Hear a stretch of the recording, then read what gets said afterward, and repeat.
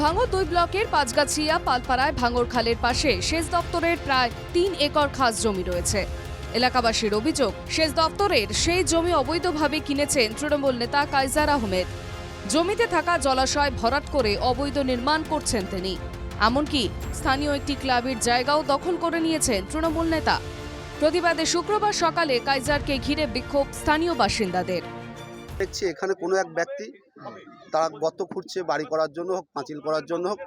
আমরা আমাদের আবেদন রাখছি যে এই জায়গাটা আমরা যেভাবে পুজো করে এসেছি এত বছর, সেটাই যেন আমরা পাই। সেচ দপ্তরের জায়গা হিসেবে ছোটবেলা থেকে আমাদের কাছে সেই নলেজই রয়েছে। এবার এটা যে হঠাৎ করে কবে কে কি প্ল্যান করে এই জায়গা যে অন্য লোকের হস্তান্তর হচ্ছে, সেটা কি করে জানবে? সেটা তো সরকার জানবে। জমি দখল বা অবৈধ নির্মাণের সব অভিযোগ অস্বীকার করেছেন কাইজার। এই জায়গাটা আমি 2008 সালে কিনি, ঠিক আছে, এবং জায়গার LR RS রেকর্ড সব আমাদের নামই রয়েছে।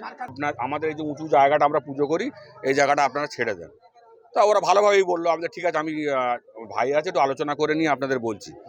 তো পুরো জায়গাটাই আমি ছেড়ে দেওয়ার জন্য সিদ্ধান্ত নিলাম, যেহেতু ওদের একটা আবেগ জড়িয়ে রয়েছে এর মাঝে। পুরো জায়গাটা আপনারা নেন, প্রায় 10 শতক মতো জায়গা এতে প্রায় ছাড়া হয়ে যাচ্ছে।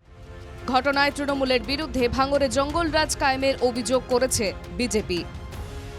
কাইজার আহমেদ, আরামুল ইসলাম, শওকত মোল্লা এদের যৌথ উদ্যোগে সমস্ত সরকারি দপ্তরের জমিগুলোকে আজকে তারা দখল করে নিয়ে মাফিয়া রাজ, জঙ্গল রাজ, কাটমানির রাজ চালাচ্ছে।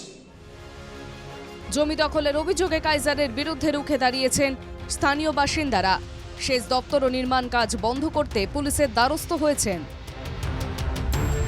ভাঙড় থেকে আলমগীর মোল্লার রিপোর্ট, NKTV বাংলা।